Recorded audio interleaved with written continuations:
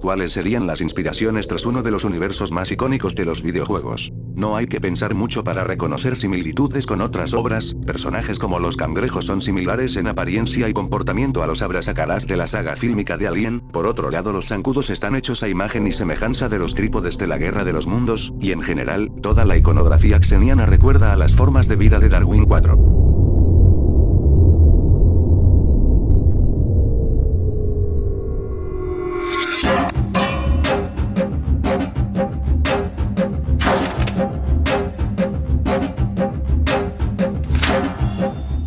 Darwin 4 es el planeta en donde se desarrolla Expedition, un libro de ficción que especula cómo habría evolucionado un ecosistema extraterrestre en un sistema solar binario. En otras palabras, un sistema con 2 estrellas, 2 soles. 1, 2, 2, 1. Por cierto, lo que ven ahora es un documental del Discovery Channel, inspirado en el libro. Expedition abandona esas fórmulas de representar a los alienígenas con aspecto y rasgos propios de los seres humanos, en su lugar, presentándonos criaturas que solo podrían venir de un mundo ajeno y lejano. Pero también, bastante familiar.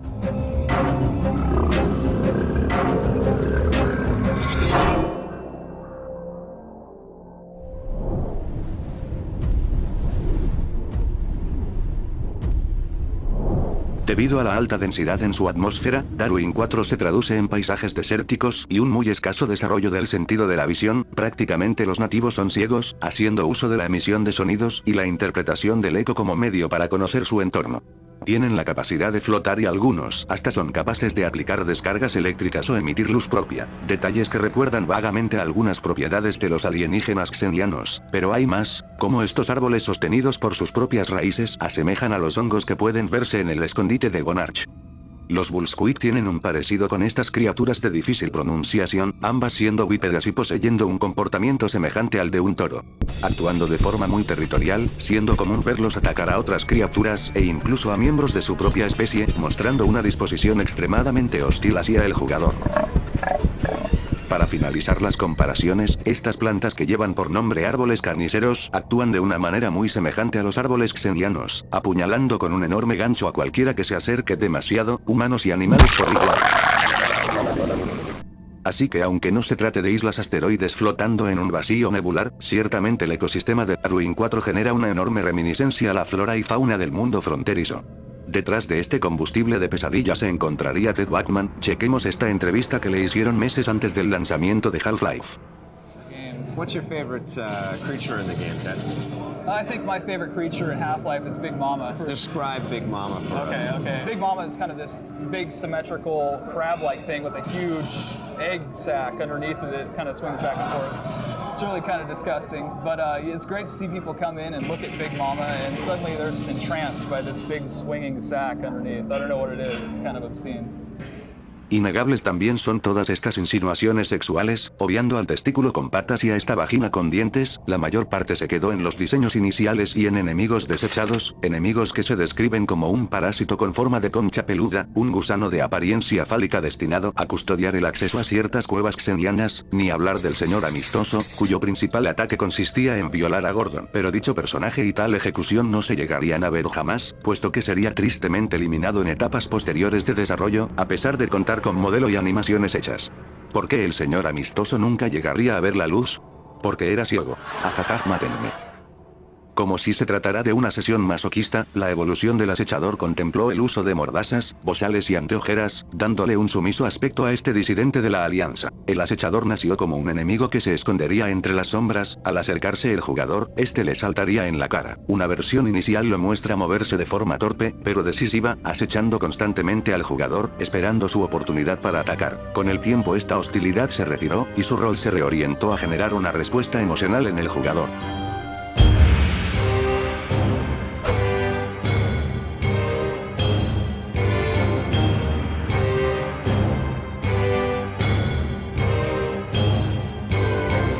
Su presentación final es sumamente tétrica. El acechador ya no camina con la misma determinación de antaño, más bien deambula con la mirada enterrada en el suelo, con sus brazos balanceándose sin vida al ritmo de un frágil cuerpo. Casi ni intenta atacar al jugador, completamente reducido a un producto de fábrica de la bioingeniería Combine. Ojalá no recuerdes quién eras. El aspecto insectoide del cangrejo, la fluidez con la que se mueve el raptor, la presencia de órganos internos en el zancudo, y lo que parece ser un grito de dolor cuando la nave de guerra es eliminada, despiertan varias dudas acerca de la verdadera naturaleza de las maquinarias de guerra-combate. Posibles criaturas vivas convertidas por la fuerza en armas. Puede ser, ciertamente no son solo tuercas y tornillos. Ni tampoco exclusivos de la segunda parte. Valve recurría constantemente a presentar estas figuras de aspecto biomecánico, respondiendo a una tendencia de la época. Monstruos de origen orgánico mejorados cibernéticamente, seres híbridos, modificados al punto en que se ha vuelto indistinguible saber dónde termina el metal y comienza la carne. El armamento integrado en el cuerpo del Gargantúa, y su aspecto mecánico sugiere que se trata de seres fabricados. Al igual que el alien Grunt, quien pueden encontrarse siendo transportados a través de una fábrica xeniana, almacenados en cápsulas contenedoras, junto a lo poco natural y mecánico que son sus movimientos, no deja lugar a dudas, se han sometido a algún tipo de intervención artificial para convertirse en supersoldados de la Alianza. O quizá estas animaciones robóticas se deban únicamente a limitaciones del motor. ¡Fuera! Yo me encargo. Me han herido, pero resistiré.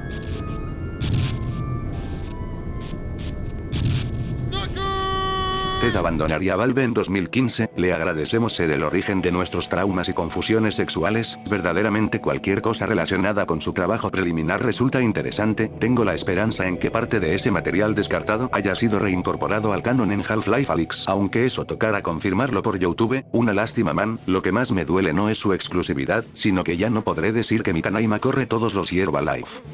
Pero entre toda esta amalgama de invasores surrealistas y abominaciones biomecánicas, nada captaría más la atención que la figura de un burócrata trajeado. Cualquier tema de interés colectivo queda reducido frente a la enorme atención que ha rodeado a He-Man desde sus inicios, un sinfín de teorías y especulaciones que discuten por la naturaleza y objetivo del hombre de traje azul se ha desarrollado desde tiempos prediluvianos. Su origen como personaje, por otro lado, apunta a ser muchísimo más sencillo. Mark Laidlaw, guionista principal de la saga, recibiría la propuesta para la creación de una serie de personajes aliados y no aliados, estos encarnarían a diferentes funcionarios que existirían para que la institución ficticia de Black Mesa gozara de credibilidad. Un laboratorio de investigación basado en el Área 51, debería contar con un personal administrativo conformado por los hombres de impuestos y los enviados del gobierno encargados de supervisar los experimentos. Personas cuya verdadera naturaleza y función nunca está claramente determinada. Dentro de este concepto está He-Man, una alusión a la leyenda de los hombres de negro, aquellos agentes del gobierno encargados de ocultar la presencia extraterrestre en la Tierra, el nombre de su modelo es de hecho una abreviatura para hombre de gobierno. Me he tomado la libertad de librarle de sus armas. En cualquier caso, la mayoría era propiedad del gobierno. Valve volvería a tomar elementos propios de las teorías conspirativas con el experimento Filadelfia, que nos habla de un supuesto intento del gobierno estadounidense para teletransportar un buque acorazado, sirviendo de inspiración para el barco desaparecido, del que se habla en el episodio 2, y que visitaríamos en la continuación de la saga, pero ustedes ya se saben ese cuento.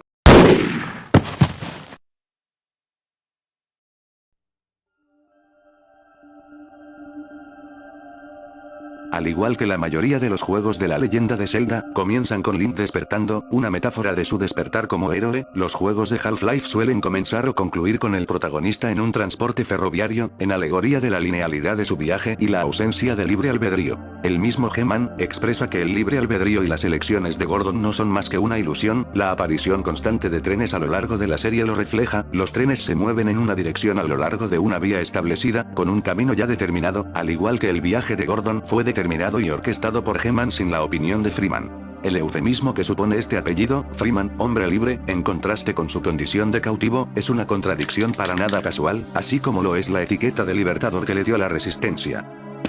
He-Man participa como un observador pasivo, testigo de los avances del jugador, revelándose únicamente al final del juego, ofreciendo un escape para Gordon y abriendo las posibilidades de una secuela. Con el eterno suspenso en espera de una explicación, es natural caer en especulaciones acerca de su origen, sin embargo, existen dos fuentes que aclaran su rol dentro del universo Half-Life, por lo menos en este punto temprano de la saga. Con lo que finalmente podremos responder la pregunta del millón. De la cual, revelaré la respuesta correcta, bueno sin más interrupciones les diré la respuesta es la siguiente, aquí va la respuesta. He-Man fue originalmente propuesto como el administrador de Black Mesa, aquel mencionado recurrentemente por el equipo científico. Tal información se revela en una entrevista con el escritor de la serie realizada en 1999, y en el guión de audio, donde sus diálogos corresponden a nombre de el administrador. Así que ahí lo tienen. Misterio resuelto. Bueno, no exactamente. Para Half-Life 2, He-Man fue reescrito para ser una entidad independiente, y el papel del administrador se confirió al Dr. Brin, así el villano de la secuela tendría un vínculo directo con Freeman. Con todas las identidades que le han otorgado a lo largo de los años, parece impensable que su rol inicial se limitara al de un mero inspector, pero realizar este tipo de cambios para acomodar mejor las historias de sus siguientes juegos, no es nada raro para Valve. Sumemos las innovaciones en lenguaje facial y cómo aportan al desarrollo de He-Man, cuyo misterio ahora involucra su posición en el conflicto, si presenta aversión contra la alianza, o una inclinación por la resistencia, no queda jamás confirmado. De hecho, se presenta deliberadamente como algo confuso, reforzado por estas expresiones ambiguas acompañadas de una mirada fría y un semblante seco, en comparación con la expresividad manifestada por el resto de personajes. El cambio se sigue evidenciando con la desaparición del emblema de Black Mesa en su maletín, y un comportamiento que no deja dudas acerca de su naturaleza alienígena. El relevo de administrativo gubernamental a funcionario interdimensional se deja ver, nada más comenzar el segundo juego, con estas visiones de momentos pasados y futuros, al momento que lanza frases para el bronce en una narración que se acelera y desacelera con extrema irregularidad. Ya sea deteniendo el tiempo o desvaneciendo el fondo, de ahora en adelante cada una de sus presentaciones será un espectáculo cargado de teatralidad y formulismo, abandonando la sobriedad que caracterizaba a los miembros de aquella leyenda urbana, y delatando una nueva fuente de inspiración para esta nueva etapa del personaje. El arma nuclear de papá fue la primera novela publicada por el guionista de Half-Life, una obra satírica acerca de la rutina diaria de una familia estadounidense en un mundo arrasado por un holocausto nuclear. El contenido del libro no importa, pero los temas que aborda, y el estilo de la prosa, resulta increíblemente evocadora de la obra del popular novelista, Philip K. Dick, también conocido como el escritor favorito de Laird Law y su principal referencia en el mundo de la ciencia ficción.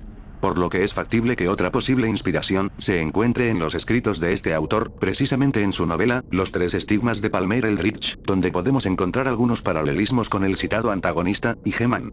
Con respecto a la historia del libro, Palmer Eldritch era un gran empresario, de mucho poder en el sistema solar, un hombre meticuloso que ejercía como director en las sombras de las Naciones Unidas. Pero debido a cuestiones de trabajo, viajó al sistema alienígena de Próxima Centauri, regresando de una manera diferente. Algo maligno y extraño le poseyó durante el trayecto entre la Tierra y Próxima Centauri, un sistema planetario, definido a su vez como un lugar de convergencia de leyes físicas y universales, distintas entre sí. Mediante una droga, Eldritch consigue parasitar a los seres humanos, encerrándoles en una eterna ilusión. Nosotros habitamos este mundo de fantasía, y cuando él quiere, puede manifestarse ante nosotros, desmontar el decorado de un puntapié, detener el tiempo, transportarnos de un lugar a otro.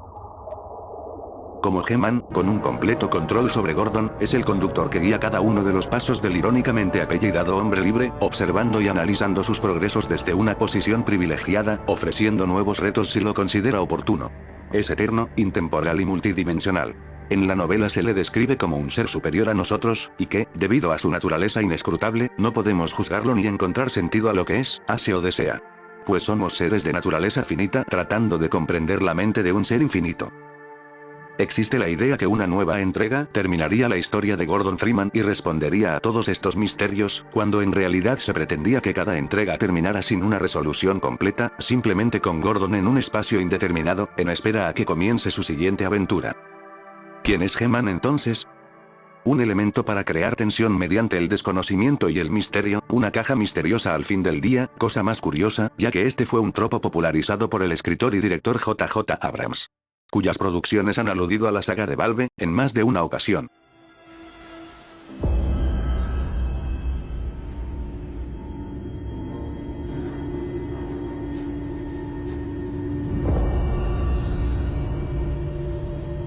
¿Doctor? ¿Quiere venir? No hay mucho más que decir. He-Man es una historia de omisiones, reescrituras y momentos rarísimos, como que los mismos esclavos otrora diezmados con un tiro de escopeta, ahora son capaces de detener las acciones de este semidios. ¿Cómo carajos puta mierda se supone que funciona eso? Bueno, en fin, tal como relataba el cabeza de verga con aspecto de bebé atropellado en su lecho de muerte, estamos destinados a jamás conocer la verdad. No falta decir que varias de estas similitudes no son de mi hallazgo, pertenecen a antiquísimos foros de discusión que cesaron de existir en la espera por nuevas noticias de la saga. Aquí sobresalen nombres de usuarios como Wambo, Articuarse Archer, The Youth Counselor, Icoe, The Person 5, Clow, Dog, Barnes, W00 Troll, Soken, quien resalta por su autoría en la teoría del sueño, además de los usuarios de la Combine Novel Wiki, el portal de Planet Half-Life y los foros al español de Half-Life y Facepunch. Perdidos, pero no olvidados. We'll meet again. Don't know where, don't know when, but I know we'll meet again some sunny day.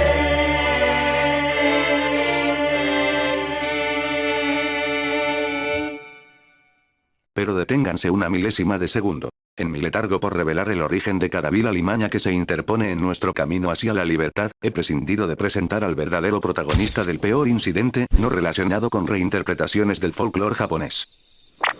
Abre el complejo del reactor para que podamos llegar a un sitio seguro. Lo siento, pero las puertas no se abrirán a no ser que enviemos un mensaje de todo despejado. Pues mándalo ya. Me encantaría, pero el bombardeo ha destruido mi transmisor. Los cables están cortados, tendremos que orientarlo manualmente. Y detecto niveles elevados de radiación en la cúpula del transmisor. Solo un idiota entraría ahí. Freeman. Gordon Freeman es de esos personajes que no necesitan introducción, pero que introduciré de todas formas. A primera vista es una imagen que dista del héroe de videojuegos de la época, un gatillo alegre que no respetaba las reglas, un irradiador de testosterona y duro como gema de diamante. Para ellos el infierno no es más que un paseo por el parque. Siguiendo esta línea, Freeman arrancaría como un astronauta con aspecto de vikingo escandinavo que respondía al apodo de Ivan. Pero sería Mark Laidlaw quien vería que este estereotipo no calzaba con la visión de la compañía. Tras constantes ciclos de cambios, se concluyó lo obvio, estaban haciendo un juego de ciencia ficción, el protagonista debería evocar el aspecto de un científico, y también debería compartir el nombre de uno. Buscando entre los héroes de su infancia, el novelista se resolvió por el nombre del físico teórico, Freeman Dyson. Esta no sería la última vez que Half-Life apuntará al mundo científico, de hecho, recurrentemente Valve exploraba el uso de términos científicos rebuscados que evocarán este contexto, expresiones que aportan una mayor profundidad y verosimilitud al argumento, incorporando numerosas vías para analizar y descubrir lo que está sucediendo y lo que está por suceder. No es que necesites un alto IQ para entender Half-Life, la mención de estos conceptos cumple un fin puramente referencial, aludiendo al contexto de ciencia ficción del videojuego. What does the title refer to? What does Half-Life mean? There are a lot of connotations for it. Yeah. Half life, half dead. The lambda symbol that we use, which is used in the physicist calculations about what half-life is, also were used by hobos in the 1920s to indicate places that were too dangerous for hobos to go. Oh, wow. It's also the Japanese symbol for enter. And all of those meanings sort of made us really interested in using half-life.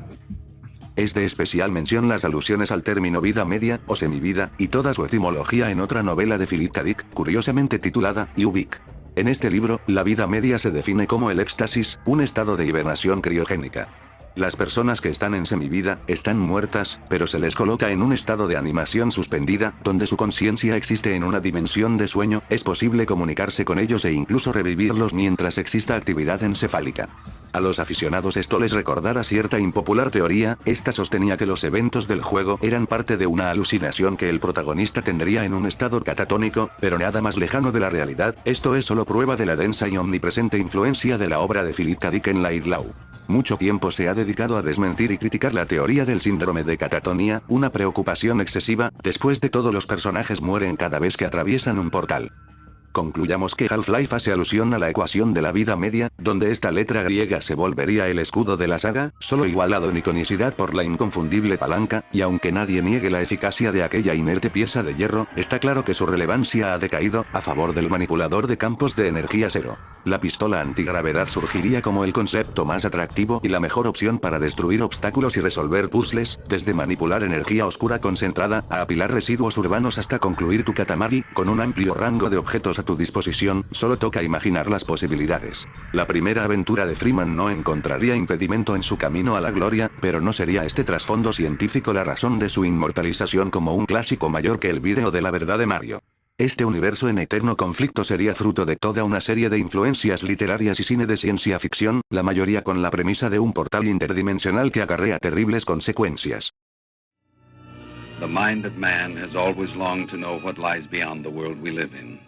Explorers have ventured into the deeps and the heights. Of these explorers, some are scientists, some are mystics. Each is driven by a different purpose. The one thing they share in common is a wish to cross the borderlands that lie beyond the outer limits. Este episodio de Rumbo a lo Desconocido se contaría entre las influencias más tempranas para Valve.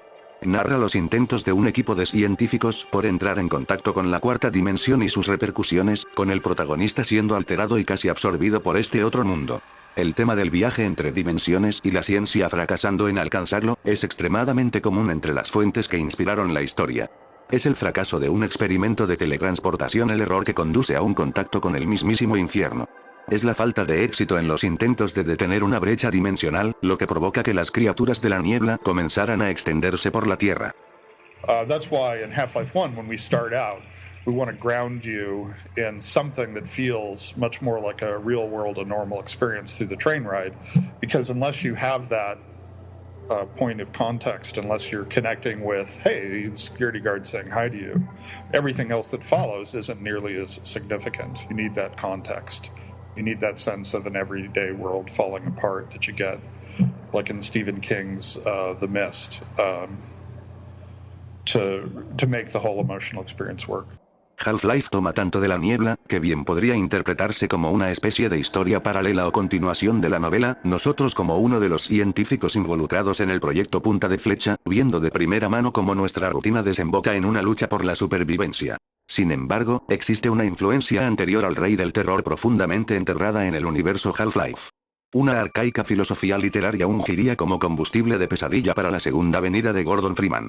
Este ideario presentaría a la humanidad enfrentando el descubrimiento de una vasta existencia intergaláctica, oculta en las profundidades del cosmos. Mark Laidlaw ya lo había confirmado en una entrevista, donde se le preguntó por la influencia de Lovecraft en la saga, refiriéndose al movimiento literario desarrollado por el autor de Providence. Un rasgo común del estilo Lovecraftiano es retratar a la humanidad como una pequeña parte en un universo enorme, controlado por monstruosas abominaciones, cuya perturbadora naturaleza está más allá de la comprensión de los seres humanos, quienes deben aceptar su incapacidad para frenar las fuerzas de un universo indiferente e incomprensible, en el que su héroe triunfa inicialmente, para luego explicarse que aquella fuerza invasora no era más que una colonia aislada perteneciente a un imperio extendido por toda la galaxia, quienes al igual que He-Man son poseedores de habilidades y tecnologías superiores, y practicantes de una moral abismalmente diferente a la humana. A quienes consideran con poca preocupación, viéndolos como herramientas para promover sus planes. Incluso He-Man asegura responder ante una autoridad por encima de él. Casi generando la idea de que no importa que tan lejos llegue Gordon, un nuevo obstáculo siempre le esperará, siempre existirá algo mayor, algo más grande. Existe una escena que evoca precisamente este sentimiento de inferioridad, pero será más apropiado mencionarlo cuando exploremos el trasfondo del Imperio Combine.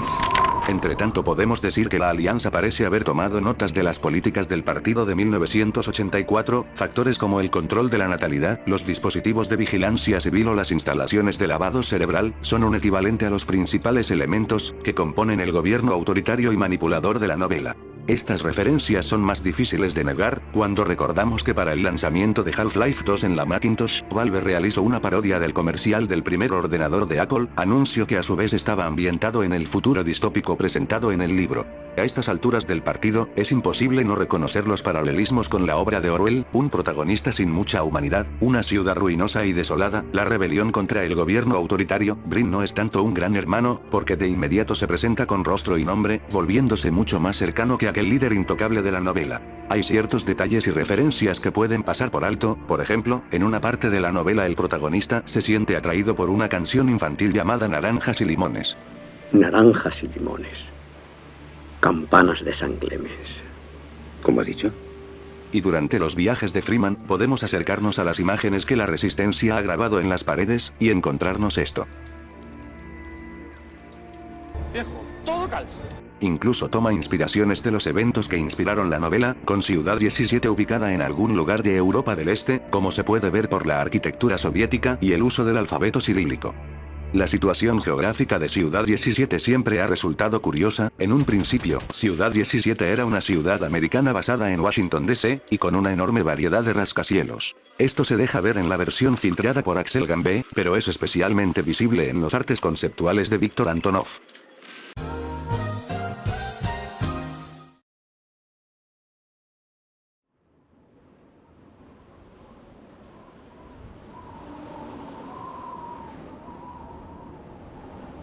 estos revelan un ambiente mucho más decadente y opresivo.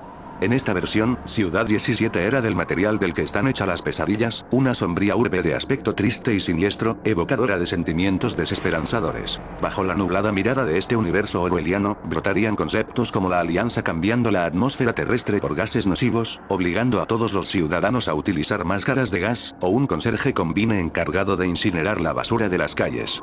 El graduado del MIT tendría que aventurarse en un desértico fondo marino, hogar de barcos varados y huesos de ballena, ya que la alianza habría drenado los océanos de la Tierra. Si la versión final fue sutil en clarificar el objetivo de la ocupación de la alianza en la Tierra, aquí eran evidentes las intenciones por terraformar el planeta para nuevos habitantes. El administrador de este circo de los horrores no sería el Dr. Brin, este sería precedido por una figura de propaganda mucho más cercana al estilo del Gran Hermano. The true citizen's job is the opposite of slavery. The true citizen knows that duty is the greatest gift. The true citizen appreciates the comforts of City 17, but uses discretion. The true citizen conserves valuable oxygen. Conforme avanzó el desarrollo, el tono fue gradualmente cambiando a uno más enfocado en la acción y el combate, además de que para Valve resultaría obvio que la alianza no requería de estos mensajes para hacer respetar su autoridad. Aún así, varias de estas ideas no estarían completamente ausentes del juego final, pero eso lo veremos más adelante. Ciudad 17 volvería a nacer para convertirse en una ciudad radiante, con una arquitectura de la Europa oriental poscomunista. El equipo de arte decidió cambiar la ubicación de Estados Unidos a Europa, buscando que el jugador deslumbrara el impacto generado por el establecimiento de la alianza en la Tierra. We also like to focus on contrasting elements in our settings, like ancient human architecture and futuristic combine technology.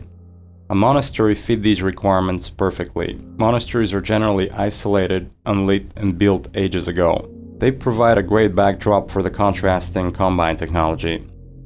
Esto sería difícil de capturar en un país como Estados Unidos, porque tienes todos esos rascacielos y edificios supermodernos, la tecnología Combine no aparentaría ser tan invasora e intrusiva.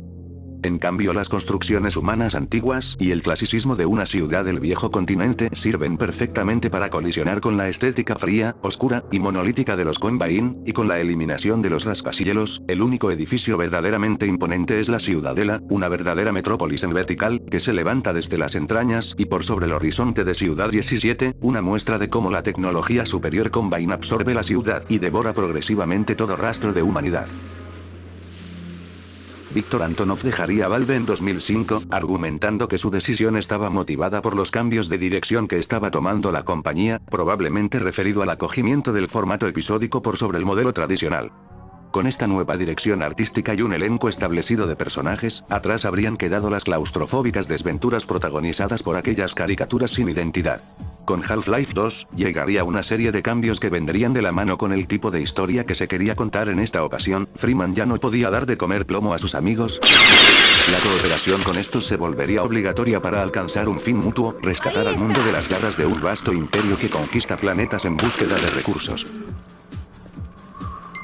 Con todo lo visto, creo que ya estamos en condiciones de profundizar en la alianza, la principal razón detrás de este video, por supuesto que todo el resto era mera introducción y preparación para este específico momento.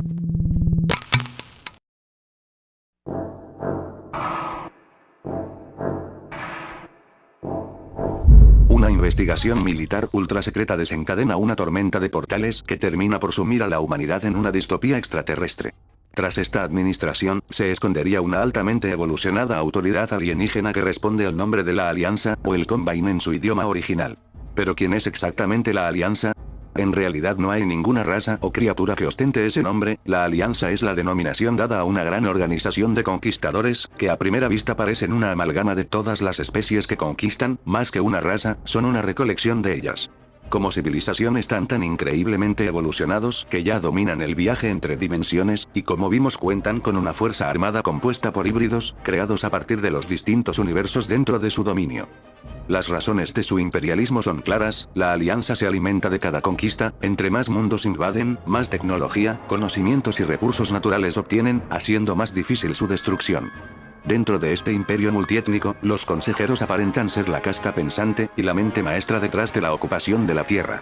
Se les ve sumergidos en vainas de incubación durante largos trances, como un ser cuya existencia parece más mental que física, cercana al punto omega. son presentados apropiadamente durante el episodio 2, donde su aparición es siempre un indicio de malas noticias, en cada momento en que se muestran algo malo termina ocurriendo.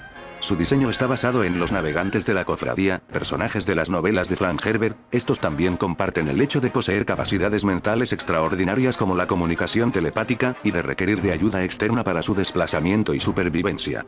También veo un parecido con los insectos cerebro de Starship Troopers, que aparte de compartir el aspecto de babosa, poseen un apéndice con forma de trompa dentro de sus cuerpos, capaz de penetrar una cabeza humana, succionar la materia gris y absorber los conocimientos de la víctima.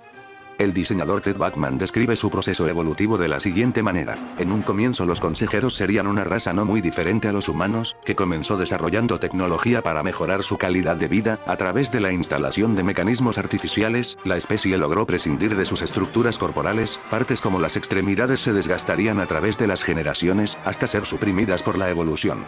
Esta interferencia de la tecnología con el proceso evolutivo les daría ese cuerpo en forma de larva, incapaz de moverse por cuenta propia, completamente dependientes de la tecnología que crearon. Pero con su evolucionada capacidad de razonamiento e invención, no encontrarían problema en doblegar a la primitiva especie humana. Desde un inicio es apreciable el impacto generado por su asentamiento en la Tierra. Un periódico revela la imagen del edificio de Naciones Unidas sucumbiendo ante fuerzas invasoras. Pronto un cuartel general parece haber sido teletransportado directamente a la Tierra, creando un enorme cráter en la ciudad. Desde este punto se emite un campo de supresión que inhibe la procreación humana, explicando la ausencia de infantes. El camino que lleva a la carretera se encuentra atestado de coches abandonados, probablemente de gente que huía de las ciudades. En la costa, los muelles y embarcaderos están a una distancia considerable del agua, producto del descenso en el nivel del mar, mientras que la mayor parte del litoral está cubierta de escombros y navíos decrépitos, evidenciando los intentos de la Alianza por drenar e intervenir los suministros de agua con alguna droga amnésica. La misma población en algunas ocasiones parece drogada. No bebas agua.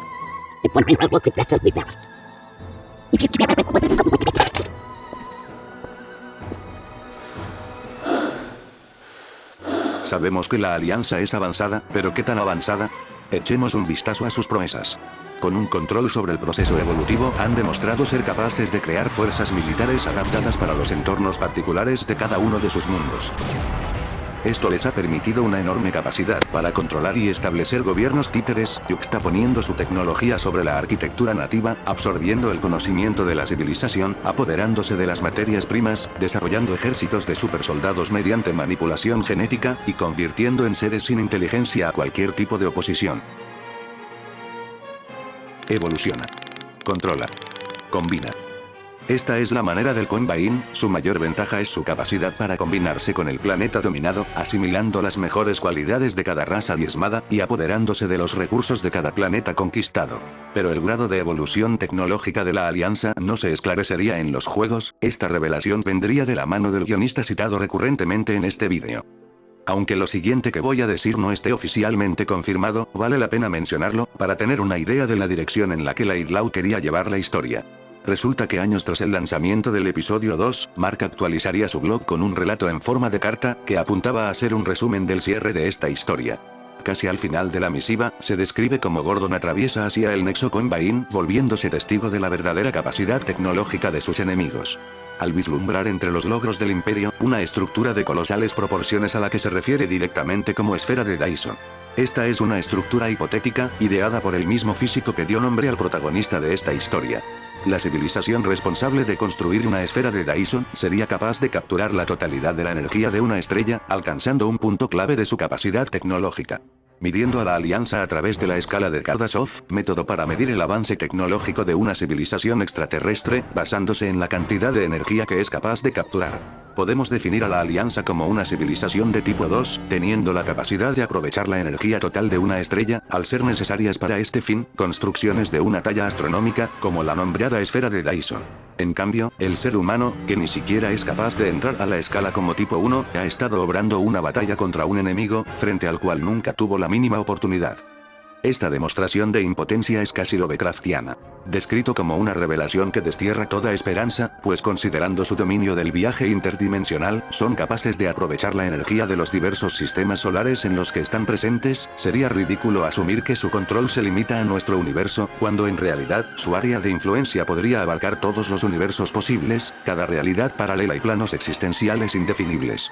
Con una capacidad para dominar la mente y cultura de otros seres, y una tecnología que les permite incluso domesticar a las estrellas, cualquier intento por clasificar a la Alianza resulta inútil. Estrellas de carbón con satélites antiguos colonizados por hongos sensibles. Gigantes de gas habitados por inmensas inteligencias meteorológicas. Mundos que se extienden a través de membranas donde las dimensiones se entrecruzan. Imposible describirlo con nuestro vocabulario. No se muestra como un gobierno mundial, ni se presenta como una federación intergaláctica. La Alianza se alza como la fuerza que domina el multiverso, la cima de la cadena evolutiva, la forma de vida definitiva. La raza maestra. La Alianza está destinada a triunfar, y cada forma de vida está destinada a sucumbir ante sus pies. Tras 9 años desde el mutis de Gordon Freeman, Mark abandonaría Valve. La noticia de su partida, como la de todos aquellos veteranos de la compañía, despertarían recelo ante una posible falta de familiaridad en las siguientes entregas. Para muchos este hito marcaría un punto de no retorno, pero sobre todo, regresaría la mirada a aquella eterna pregunta. And can you tell us anything about when we'll see episode 3? I'm not saying anything about episode 3. I got nothing to say about Half-Life. We don't have anything about Half-Life or episode 3. We really don't have anything to say about episode 3 right now. Can't really say anything about Half-Life 3. News on Half-Life 3. Yeah, we don't have anything to say. There is. It's ready when it's ready. Everyone is wondering what you guys, the main Valve team, are doing right now, and where Half-Life is headed. I think everybody hopes that we do good work in the future. But is there anything you secretly geek out about? I watch My Little Ponies. Oh my gosh. The line is triple kill. Triple, 3, as in you've killed 3 heroes. I don't understand. ¿Qué ocurrió con Half-Life 3?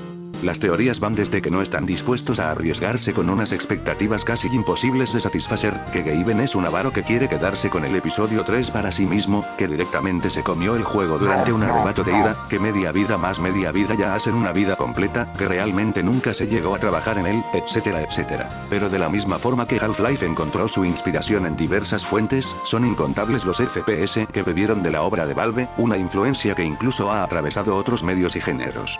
Una pequeña parte de Half-Life existe en todos estos lugares, ya sea en los subterráneos de un Moscú postapocalíptico, o en una zona inaccesible del área restringida del Condado de los Huesos. El legado de Gordon Freeman es tan incuestionable, como inquebrantable es la paciencia de sus seguidores.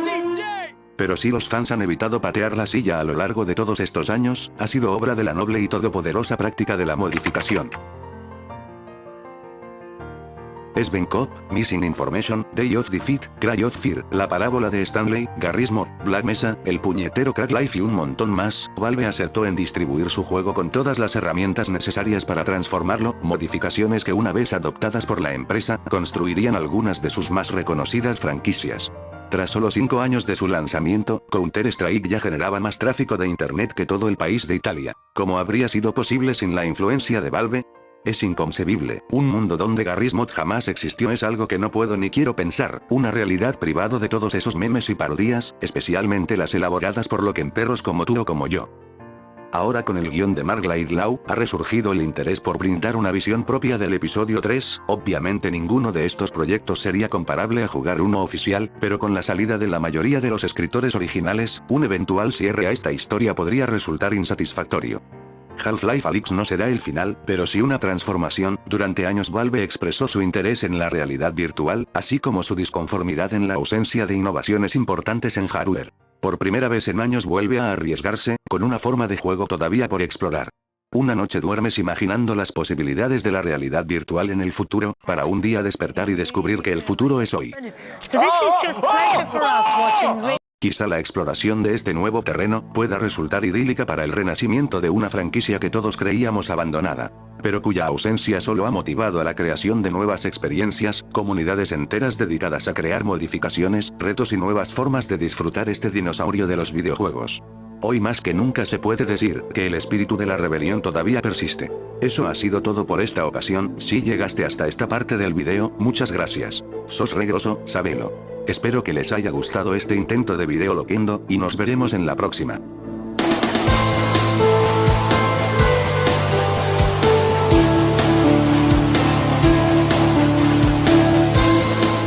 Freeman, ¿quién hubiera pensado que seguiría vivo? Sospechamos que ahí hay un inmenso portal creado por una intensa concentración de un único y poderoso ser. Odio tener que decir esto, Gordon, pero va a tener que matarlo.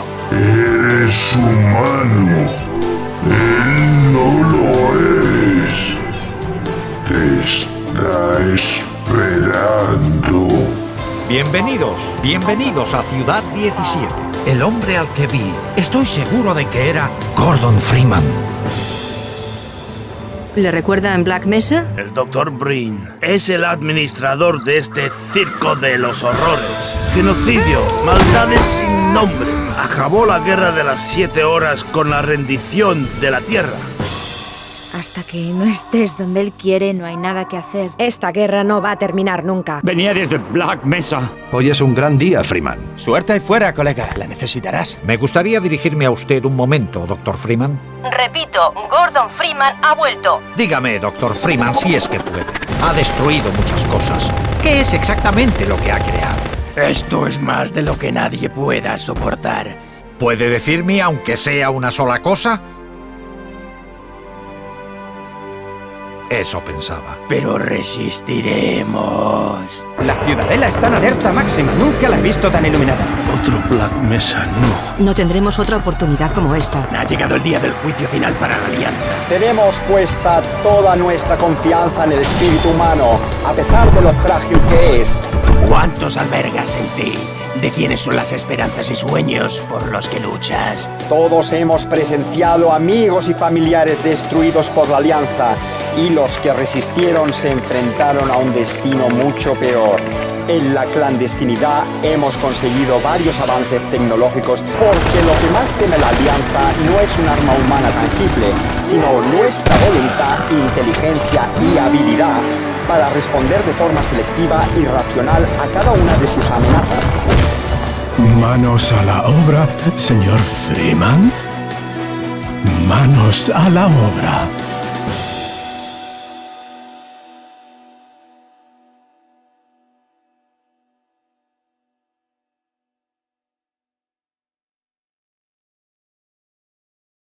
Bueno, ¿y ahora qué?